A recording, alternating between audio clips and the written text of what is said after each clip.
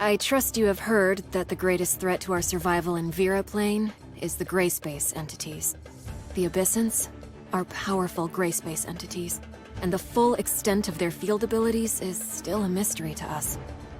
That's why I wish to invite you to join us in order to accelerate our research into the Abyssins.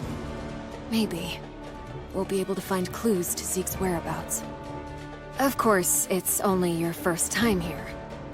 You'll need to gain an understanding of Vera before helping us with research into the Abyssins.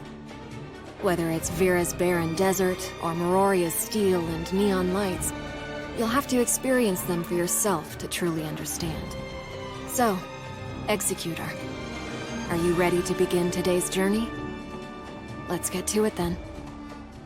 Unlike the diverse landscapes of Asperia, only an endless desert, scarce in water and vegetation, awaits in the Vera Desert, where Maroria sits. Where there is wind, a sandstorm will certainly follow, disorienting all who are caught in it. If you encounter such weather, you should consider seeking shelter until the storm passes. Due to the long-term effects of the weather here, rock pillars are a common part of the landscape in Vera Desert. I should remind you that due to the unique structure of the rock pillars, narrow at the bottom and wide at the top, you should tread carefully if forced to climb them. Even when the weather is clear, the desert isn't as peaceful as it may seem. Quicksand lurks throughout the desert and will devour everything that crosses it. Always watch your step.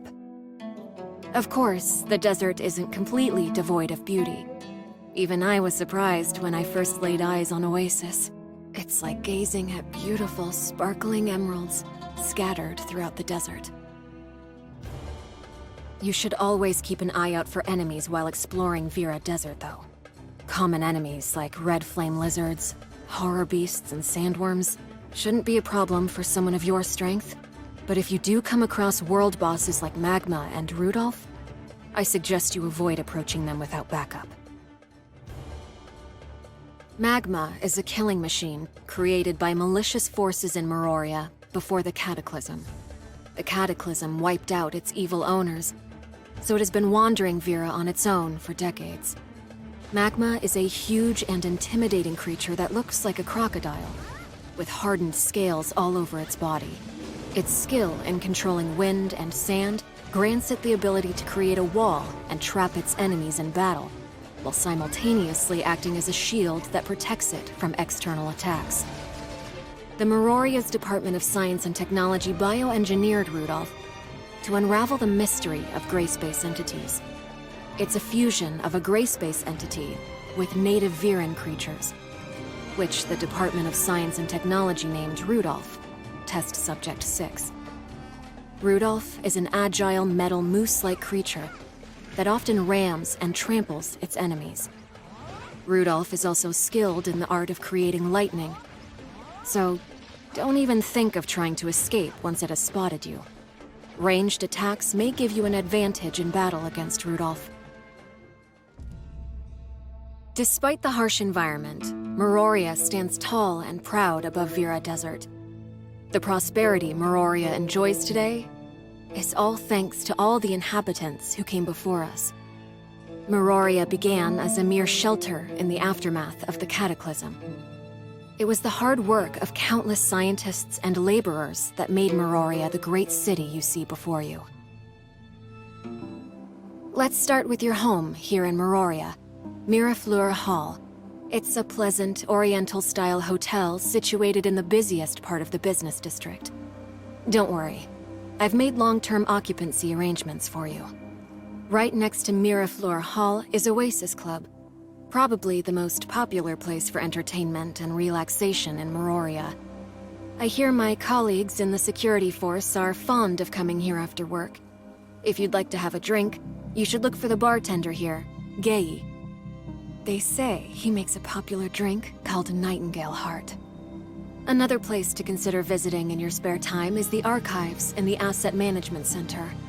It contains tons of information, including the history of Vera, its technological developments, ecologies, and geological environments. It's really useful if you're trying to get to know Vera quickly, Oh, right. And entry is free. Miroria's transport network is highly advanced, and you can get anywhere by cruiser or subway.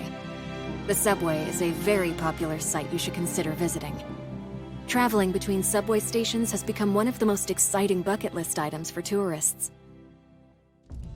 In short, Miroria is a city that never sleeps. The light pollution is quite serious here, and the music rarely stops till dawn. But I'm used to all the noise now. In Miroria lives my brothers and sisters in arms, as well as the people who I want to protect. So, I really hope you can grow to like Miroria as much as I do, and adapt to living here in Vera. So, that's it for your introduction to Vera. I apologize in advance, but I won't be able to stay for the next part of this trip. Archon Larson has called for an emergency meeting due to recent gray space entity attacks around Silver Coast Lab in the north of Vera Desert. I've asked Ruby to replace me as your guide instead. She agreed right away, but I'm still a little worried. It's her first time accepting such responsibility, so I hope you'll forgive her for any mistakes she may make.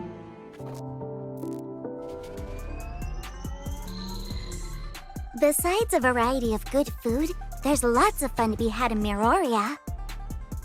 My favorite are the gachapon machines all over Miroria, but I don't get much of an allowance.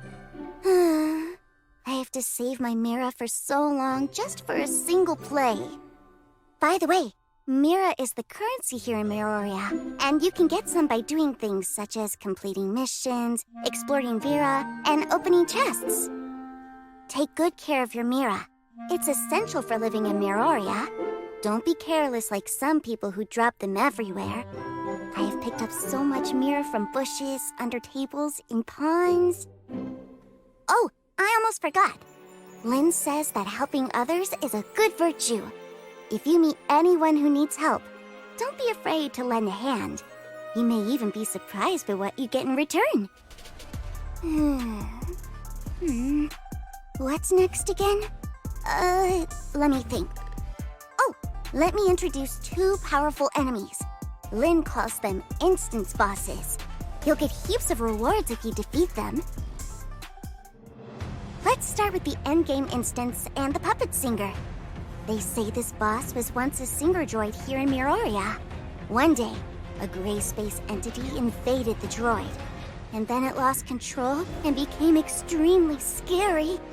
The puppet singer can unleash wind blades and launch dash attacks, so be careful when you go up against it. The rewards for defeating it are well worth the challenge. It's very likely to drop high-quality equipment with Volt or physical stats. The other boss you'll face is the Abyssant Weaver in the Sadness Valley instance. It's a gray space entity and a big baddie.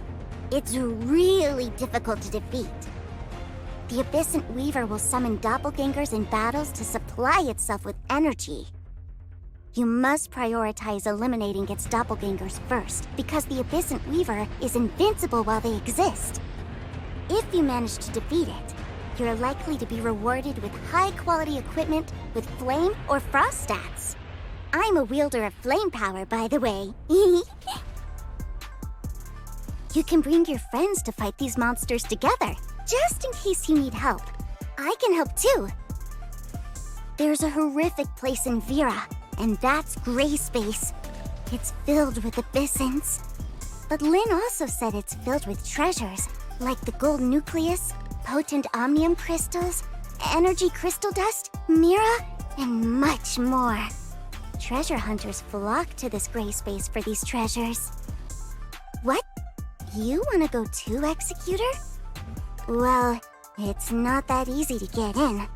You need to reach level 74 and have a Vera exploration progress of at least 40%.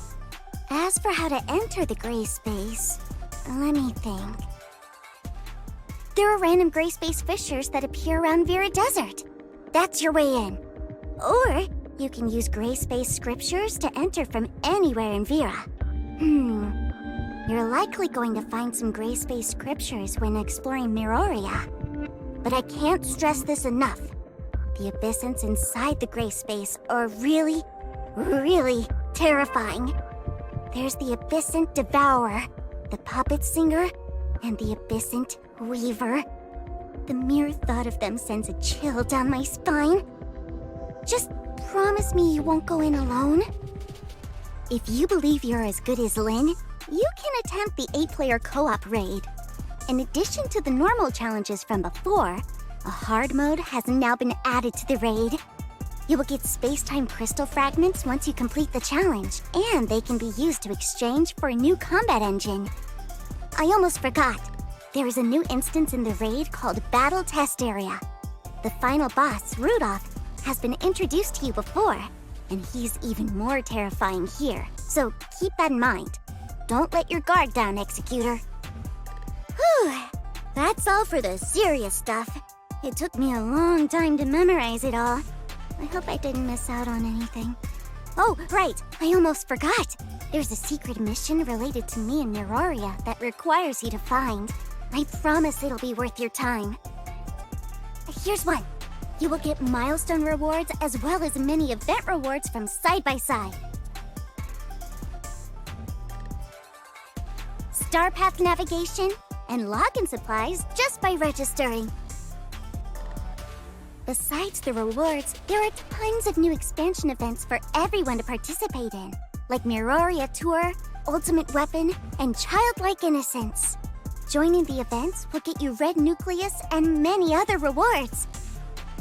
I'm going to invite everybody to come with me now.